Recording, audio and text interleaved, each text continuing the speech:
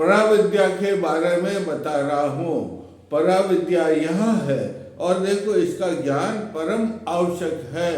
माँ कुंडली के लिए जो है, माँ कुंडली की श्रद्धा प्राप्त करने के लिए इस पराविद्या का ज्ञान तो परम, परा और अपरा दो विद्या है। कितनी है? एक तो पराविद्या और एक अपरा विद्या।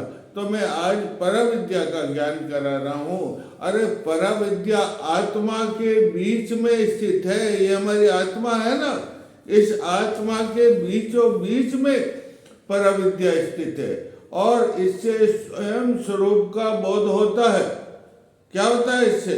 इससे स्वयं स्वरूप का बोध होता है और ये बड़ी मंगलकारी है, ये बड़ी सिद्धिदायक है, ये सब सिद्धियों की शिरोमणि है। इसलिए पराविद्या का ज्ञान करना हमें परम आवश्यक है। साधक को पराविद्या के जानना बहुत आवश्यक है। देखो भाई, पराविद्या कैसे प्राप्त की जाती, क्या है? इसके स्वयं स्वरूप का बोध होता है। ये बड़ी मंगलकारी, इसकी क्रिया बड़ी शुभ है। इसकी क्रिया से कुंडली जागरण के अंदर ठेठ कुंडली पहुंच जाती है, यहाँ ब्रह्मरंध्र के अंदर, सहस्रार के अंदर, ब्रह्मरंध्र के अंदर पहुंच जाती है।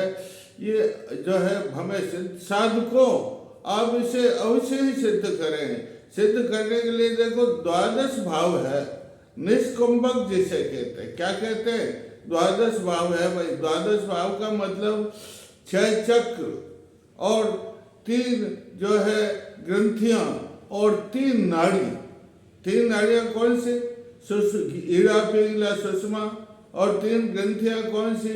ये रुद्र ग्रंथि, विष्णु ग्रंथि, ब्रह्म ग्रंथि और 6 चक्र। ये मिलकर के एक जो है 12 भाव कहलाते हैं। इसको व्यूह कहते हैं। क्या कहते हैं? व्यूह कहते हैं। अरे इसको व्यूह को हटाना, जैसे अर्जुन के पुत्र ने बताया, हटाया नहीं, वैसे अभिमन्यु ने हटाया नहीं, कोशिश की नहीं, वो नहीं हटा सकते। लेकिन साधकों, आप ही जो व्यूह है चक्र, इसको हटा लीजिए तो आपको सिद्धि प्राप्त हो जाएगी। कितने हैं ये? इसको निष्कुंभक भाव कहते हैं। क्या कहते हैं? निष्कुंभक भाव कहते हैं। ये जो है ये कुंजी है। किसकी कुंजी है? सहस्रार को प्राप्त करने की और कुंडली में सिद्धि प्राप्त करने की कुंजी, मन चाबी। क्या है? ये चाबी है। इस चाबी में पहले देखो इसकी विधि बताता हूँ। पहले इसके 3 बंद हैं, वो तीनों बंद एक साथ लगाने पड़ते। कौन से 3 बंद है? पहला ये, दूसरा ये और तीसरा ये जलंधर बंद और ये बंद और ये तीनों बंद लगा करके, जैसे ये देखो एक साथ लगाने, तीनों बंद एक साथ लगाने पड़ते हैं भाई। तब बहुत मंगलकारी, बहुत मंगलकारी है। इससे ये एकदम क्या हो जाती? पराविद्या सिद्ध हो जाती। क्या हो जाती? कोई प्रयोग करना पड़ेगा। बगैर प्रयोग के मूल बंद, उड़ियान बंद और जालंधर बंद, ये 3 बंद है। कितने बंद है? मूल बंद, इसको गुदा को ऊपर खींच लो, और उड़ियान बंद, इसको नाभि को बिल्कुल पीठ के पीछे लगा लो, और जालंधर बंद ये थोड़ी या इस कूप में लगा लो। सीना यूं रखना, सीना यूं झुकना नहीं, यूं रखना। ये तीनों बंद बड़े मंगलकारी हैं। किसके लिए? पराविद्या की सिद्धि के लिए ये तीनों बंद बड़े ही मंगलकारी हैं और इससे आत्मदृष्टि प्राप्त हो जाती। क्या दृष्टि प्राप्त हो जाती? आत्मदृष्टि। मतलब सब शरीर के अंदर द्वंद हैं, कितने प्रकार के, बैठ जाओ, और इससे सारे द्वंद नष्ट हो जाते हैं। और सबसे बड़ी बात, दूसरी विधि, ये ग्रीवा है, ये ग्रीवा है और ये मेरुदंड है, ये बिल्कुल सीधा रहना चाहिए, और ये ग्रीवा ऐसे। अब पराविद्या माँ की ऐसी कृपा होती है कि नियम तो ये है कि बिल्कुल सीधा रहना चाहिए, हिलना डोलना बिल्कुल नहीं चाहिए, ना हिलो ना डोलो है। लेकिन कभी इधर कभी इधर कभी इधर कभी इधर हो जाती है, तो ये किससे ज्ञान होता? माँ पराविद्या अपने आप ये ज्ञान कराती। कौन ज्ञान कराती? माँ पराविद्या अपने आप ज्ञान कराती और पराविद्या की अपने आप इससे सिद्धि हो जाती भाई। इसलिए ये 3 चीजें तो बहुत जरूरी है। और देखो इससे फिर आंखों का भी है, आंखें बिल्कुल स्थिर अंतर्दृष्टि प्राप्त हो जाती। क्या प्राप्त हो जाती?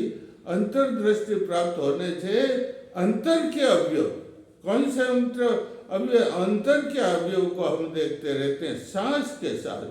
सांस को लेते हैं ना प्राण को। अरे परा का अर्थ ही ये होता है, इधर देखो अच्छी तरह से साथ को सुन लो। अच्छा, परा का तात्पर्य क्या होता? प मन पाताल, प मन पाताल और र मन रमण करना, क्रीड़ा करना, और आ मन आकाश, आ मन आकाश। प्राणों का मूलाधार से लेकर, मूलाधार को पाताल भी कहते हैं, मूलाधार पाताल से लेकर के ये आकाश, यहाँ तक प्राण को क्या करना? रमण करना, ले जाना, लाना, नीचे लाना, ऊपर ले जाना, ये पराविद्या कहलाती है। प्राणों का मूलाधार से लेकर के सहस्रार तक या ब्रह्म तक भ्रमण करवाना, क्रीड़ा करना पराविद्या कहलाती है। इससे ही ये जो सिद्धि प्राप्त हो जाती, सहस्रार की कुंडली माँ की सिद्धि से हो जाती। इसमें आप बिल्कुल ध्यान में रखो, आप प्राण का आपको अंतर्दृष्टि प्राप्त होगी इससे, पराविद्या की सिद्धि से। साधकों, पराविद्या की सिद्धि से सबसे बड़ी सिद्धि तो आपको अंतर्दृष्टि प्राप्त हो जाए। और जब अंतर्दृष्टि बाहर के दृश्य से कोई लेना देना नहीं, केवल अंदर, केवल क्या देखोगे आप? ध्यान करके अंदर देखोगे। और प्राण कहाँ जा रहा है? प्राण क्या कर रहा है? कहाँ जा रहा है? कहाँ आ रहा है? कहाँ जा रहा है? अरे प्राण तो शरीर के, देखो आपको सुनाई नहीं देगा, सूक्ष्म से सूक्ष्म प्राण होगा, वो आपके सब शरीर में बहुत नस नाड़ियों में 3.5 करोड़ पुद्गल में पहुंच जाएगा। आपको ये परासिद्धि का योग है, ये परासिद्धि की प्राप्ति है। इसलिए ये अंतर्दृष्टि से देखो प्राण किधर जा रहा है, और प्राण को रोकना भी है। कहाँ पर? ये 3 बंद लगाए, पहले यहाँ रोक लो, फिर यहाँ रोक लो, फिर यहाँ रोक। और देखो ये जो है बिल्कुल यहाँ प्राण जब यहाँ अटक जाता है तो उसको ऊपर, खास तो बात तो प्राणों का रमण ही काम करना, यहाँ तक करना, यहाँ तक ही नहीं। ये कंठ है ना, विशुद्ध चक्र, यहाँ तक ही नहीं। अब मूलाधार से जो रवाना होता है वो उसका देखो ये ऊपर, फिर वापस नीचे, ये ऊपर, ये नीचे, देखो। और ऊपर जो रुक जाता है, यहाँ रुक जाता है ना, तो इसके लिए मैं एक मंत्र बताता हूँ, सुन लो उस मंत्र को अच्छी तरह से। ऐसे बैठो, कैसे? ऐसे बैठ गए हैं, पद्मासन लगा लिया या स्वस्तिक आसन लगा लिया, और हाथ की ज्ञान मुद्रा लगा ली, और फिर हंकार ध्वनि लगाओ।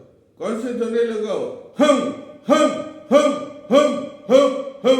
इस तरह से ध्वनि से आप 1 महीने में ही आपका इतना अभ्यास हो जाएगा कि आपका ये प्राण जो कुंडली जिसे माता कहते हैं, ये कुंडली माता मूलाधार से स्वादिष्ठान से मणिपुर, मणिपुर से अनाहत विशुद्ध, और यहाँ कहाँ? ये आज्ञा चक्र में आ जाए। और आज्ञा इस होम ध्वनि से रोको मत, और हम ध्वनि फिर करते हुए माँ ठेठ ये यहाँ आ जाएगी, माँ कुंडली पधार जाएगी। माँ कुंडली की यात्रा सुषुम्ना नाड़ी में, कौन सी नाड़ी में होती है? सुषुम्ना नाड़ी को वज्रा, चित्रा और ब्रह्मनाड़ी कहते हैं। ये ब्रह्मनाड़ी का राजपथ है, और ब्रह्मनाड़ी का राजपथ से प्राण जो है सूक्ष्म ऊपर चलते हैं, और कहाँ पधारते हैं? इस मंत्र से। कौन से? ओंकार मंत्र से। कौन से मंत्र से? यहाँ पर। लेकिन 2 सेकंड से ज़्यादा नहीं। कितने सेकंड? गण लीजिए, 2-3 सेकंड से ज़्यादा नहीं। तुरंत वापस एम रीम श्रीम, यहाँ आ गए। एम रीम श्रीम मातेश्वरी, यहाँ आ गए। एम रीम श्रीम मातेश्वरी, यहाँ आ गए। एम रीम श्रीम मातेश्वरी, यहाँ आ गए। एम रीम श्रीम, ये मणिपुर में आ गए, ये स्वादिष्ठान में आ गए। ये वापस माँ नीचे, ये ऊपर जाना नीचे आना, ऊपर जाना नीचे आना, ये पराविद्या से ज्ञान प्राप्त। कैसे प्राप्त होता है? पराविद्या। कौन सी विद्या? ये पराविद्या श्रेष्ठ है भैया, यहाँ अवस्थित है पराविद्या, आत्मा के अंदर स्थित है पराविद्या। और इससे ही प्राणों का ज्ञान कैसे? अरे प्राण तो सूक्ष्म से सूक्ष्म जो ऊपर जाते हैं, आपको मालूम नहीं पर सुनाई नहीं देते।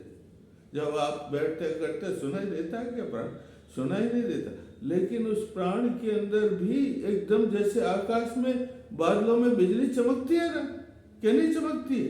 वैसे इस चमक में, इन प्राणों में भी चमक है भाई। वही चमक का प्रतीक है कुंडली जागरण। किसका? तुम्हारी कुंडली जागृत हो। ये यहाँ अटक जाता है, फिर सहस्र आप ओंकार करते हो तो एकदम ऊपर चढ़ जाता। कहाँ चढ़ जाता? यहाँ सहस्रार। सहस्रार के सहस्र जो है स्नायु जागृत हो जाते, सहस्र स्नायु में प्रकाश हो जाता है, ब्रह्मरंध्र में प्रकाश हो जाता है। ये इतना पराविद्या का ज्ञान है। इसलिए साधकों, आपका पराविद्या का ज्ञान करना परम आवश्यक है। क्यों आवश्यक है? आपको इससे अंतर्दृष्टि प्राप्त हो। क्या प्राप्त होगी? अंतर्दृष्टि। और जब आपको बाहर देखना बंद हो जाओगे, आंखें बंद करके अंदर देखोगे, सारे ब्रह्मांड का ज्ञान आपका हो जाएगा। और अपना आप ये ध्यान पड़ेगा, श्वास कहाँ? अरे श्वास ही तो प्राण है आपका, जीवनदायिनी शक्ति है। श्वास प्रवाह, श्वास प्रश्वास ही तो है। अगर प्राण रुक जाए तो आप जैसे आराम हो जाएंगे। इसलिए अंतर्दृष्टि से प्राण का सारे शरीर में कहाँ कहाँ पहुँच रहा, कहाँ कहाँ नहीं पहुँचा है, ये सब पराविद्या से। पराविद्या अपना आप कर। जब साधक आप सिद्धि प्राप्त कर लेंगे पराविद्या की, तो पराविद्या ही अपना आप काम करेगी। आपको सिद्ध पुरुष बना देगी, आपको बोधिसत्व बना देगी, आपको राम बना देगी, आपको भगवान बना देगी। ये इतना पराक्रम इस पराविद्या में है। एक मंत्र और है, ओम हंस ओम परम पत्तर्प्यामि ओम फट स्वाहा। ये प्राण का मंत्र। कौन सा?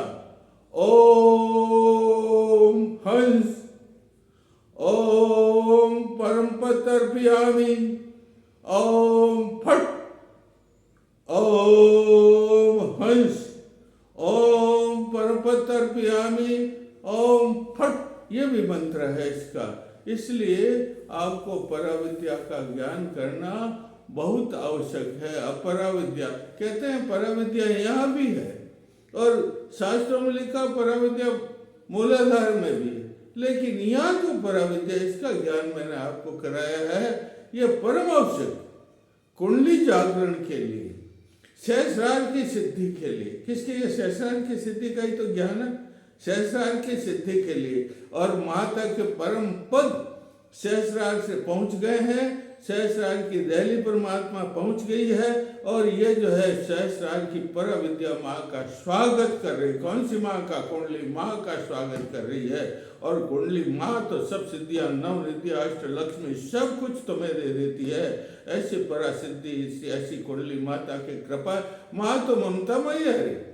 थोड़ी सी गलती हो जाती तो माता अपने बच्चे को पुचकारती है, नहीं पुचकारती, छाती से चेप देती है, उसके चुम्बन देती है, उसको लाड करती है, उसके प्यार करती है, उसको जो संभलाती है और उसको कभी झोंटा देती है, सब कुछ जो है उसको अपनी छाती। ममतामयी है माँ कुंडली। कौन सी माँ?